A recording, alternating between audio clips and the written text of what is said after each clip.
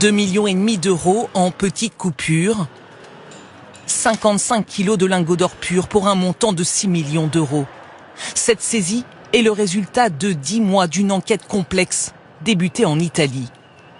Dans des fonderies clandestines des environs de Milan, la brigade financière met la main sur de l'or et des flots de billets de banque. Elle soupçonne un vaste réseau de blanchiment d'argent issu du trafic de drogue depuis la France. Les investigations vont alors mettre au jour une organisation bien huilée. L'argent liquide est collecté à Marseille, mais aussi à Lyon et Paris, acheminé jusqu'en Italie pour être converti en lingots.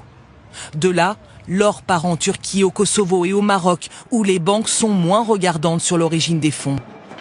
Le schéma, c'est j'ai du cash, j'achète de l'or, cet or, soit je le place dans un coffre, soit cet or, je le revends à quelqu'un qui va me payer non pas en cash, mais par virement bancaire. C'est un schéma de blanchiment qui est assez ancien.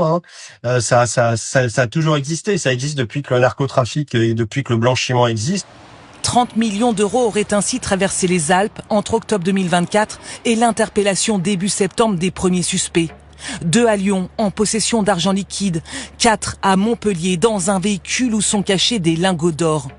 Selon le procureur de Marseille, plusieurs de ces personnes sont directement liées à la DZ Mafia marseillaise qui règne sur le trafic de drogue, ce que conteste l'avocate de 2 mises en cause. 2 personnes qui ont quitté la Syrie en temps de guerre, qui ont le statut, qui ont la nationalité luxembourgeoise depuis plus de 5 ans et qui ont des casiers vierges. Venir nous dire que c'est la DZ Mafia, il serait très prématuré de pouvoir l'affirmer.